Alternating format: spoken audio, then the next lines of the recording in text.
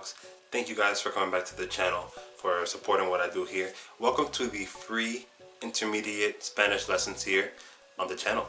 Today we're going to be talking about the direct object pronouns, so let's get right into it. En español se dice los pronombres del objeto directo, okay? So first of all, what are these direct object pronouns? Let's take a look at this chart here, and you can see that me is me, te is you, lo is him or it, the singular masculine form of the word, and then la is her or it, the singular feminine form of the word. We have nos, which is us, and then we have los, which is them, meaning a group of guys and girls, or objects that are masculine, plural objects that are masculine. Then we have las, which is them, which is the feminine form for all girls, no guys, or objects that are feminine and plural, okay? So that is a chart that you will want to jot down here to become familiar with these direct object pronouns. Now, why do we need direct object pronouns? We need direct object pronouns so we don't sound so repetitive when we're speaking Spanish. We do it all the time in English too. We just substitute it for it or them. Same thing in Spanish. So take a look at this example here. No me gusta limpiar la casa. Limpio la casa casi todos los días. Voy a vender la casa. So you see there, I use la casa so many times, but it's not needed. I could simply just use the direct object pronoun every time I want to talk about la casa after the first time that I mention it. Okay, so that's what the chart that we just went over, that's what that chart will kind of help you to do. You have to just pick the right one and apply it whenever you need to do so. So to be able to place our direct object pronoun in the correct position, we need to know how to spot a direct object. It is the who or what of a sentence, okay? So for example, let's take a look at sentence number 1. Quiero ver a mi mamá. So in that sentence, we have a subject, we have a verb, and we have our object. What would the object be? Mi mamá. The direct object is mi mamá. So since that is singular and it is feminine, then we can change mi mamá to la. Yo, or quiero verla. Quiero verla. Let's look at sentence number 2. Tengo un martillo. Tengo un martillo. So we see there that we have tengo, our verb, then we have our article un, and then our direct object martillo, and this one is singular but it is masculine, so we could change that to lo tengo. Okay, so before we move on, I want to kind of give you guys practice to use the direct object pronouns. So I have a few articles here and I want you to switch them. So this one is una gorra, la gorra. So if I want to change la gorra to it in Spanish, how would I do so? If you said la, then you're correct. Now I have un relojito, reloj, un reloj. How would I change that to the direct object pronoun? If you said lo, then you're correct. Ahora yo tengo dos libros. I have 2 books. If I want to put this into direct object pronoun form, then what word would that come out to be? If you said los, then that is correct. Y por último, yo tengo dos tarjetas. I have 2 little cards here, okay? So if I want to change this to be the direct object pronoun form, then what would that be? If you said las, then you are understanding this very well, so we're going to continue. So now the next thing that I want to talk to you about is the placement of your direct object pronoun. You can attach your direct object pronoun to the end of an infinitive, the end of a gerund, and the end of an affirmative command, okay? For example, yo quiero leer el libro.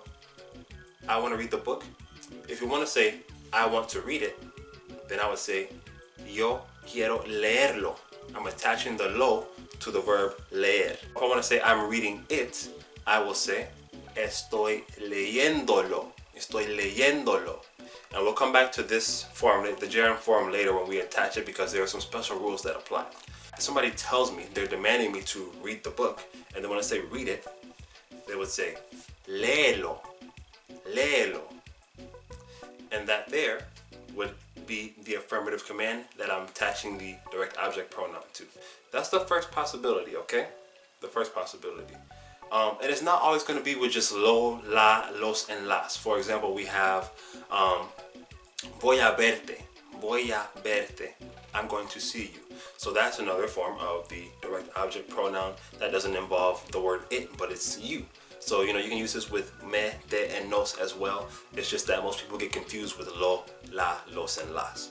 So that's why I'm focusing more on those. The other possibility that you have is to place your direct object pronoun before the first conjugated verb. There should only be one conjugated verb in a sentence anyways, so this should be really easy to do. And they're going to mean the exact same thing no matter where you place them. It's just your personal preference. So for example, in the first sentence that I gave you with reading the book, I said, yo quiero leerlo. I could say, lo quiero leer. Lo quiero leer. Because it can go in front of the first conjugated verb, which is quiero. If I'm reading the book currently, I could say, lo estoy leyendo instead of estoy leyéndolo. Lo estoy leyendo. Either or works just fine. It's the same thing. And last but not least, you can just place it just before the regular conjugated verb. So it doesn't have to be a command, because actually in this case, you cannot put it before the conjugated affirmative command. So lo leo, lo leo. I read it, or I am reading it, just not in the gerund form, okay?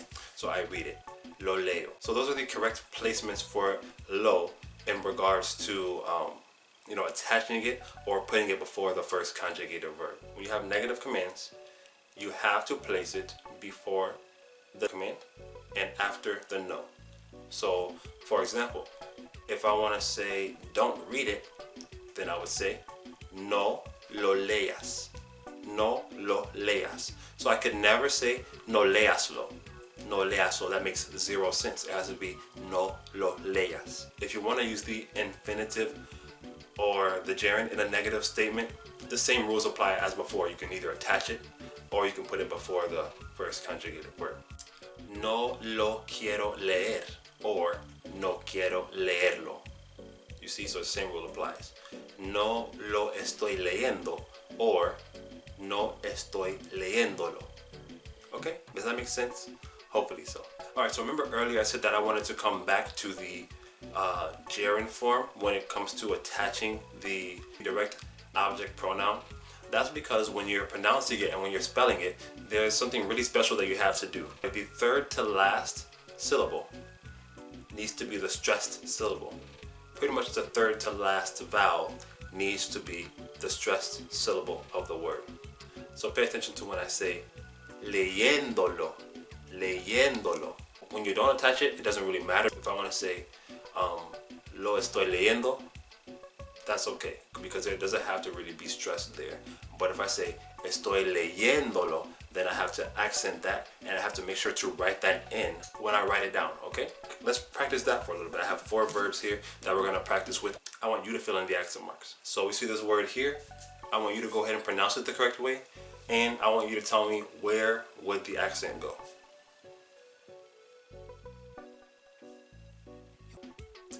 If you said abrazándote, and it goes over that ándote, the A there, then you're correct. That's where will be this word.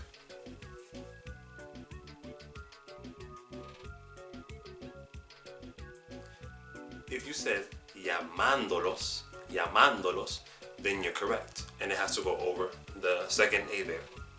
That's pretty much it for the lesson part, but I always like to kind of teach you guys from my point of view, from the way that I saw things when I was learning Spanish. So now I want to give you some tips on when to not use the direct object pronoun.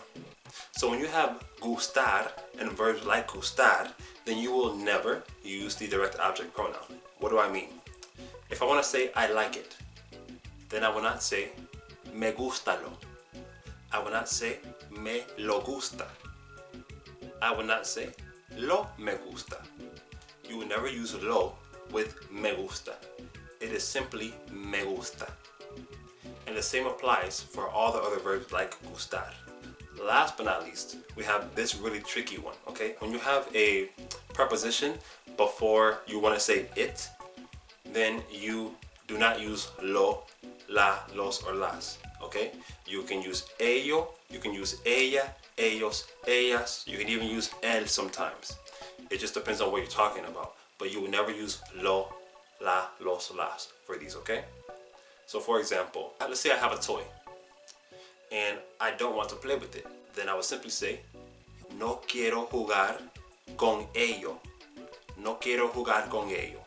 I wouldn't say, no quiero jugar con lo, okay? This is something that you do want to become very acquainted with and try to become pros at this part, you know? Try to master Spanish at all levels. So good luck to you guys. Please subscribe to the channel, like, comment, and share. If you have any questions, let me know in the comments. For your homework, I would suggest that you write 5 sentences in the comments using the direct object pronoun correctly. So I'll be looking through those, and you guys can correct each other as well if you have the right answer before I can get to it. But yeah, that's what I suggest for you guys. Tomorrow we're gonna actually do a whole thing in only Spanish about this topic. We're gonna just practice this topic, only Spanish, no English. So be ready. You guys are intermediate, so you should be able to understand all the Spanish that I speak at this point. So thanks for supporting the channel, guys, and I'll see you guys tomorrow for the next video. Yo pensé que las cosas iban a ser mejor con ella, pero a través del tiempo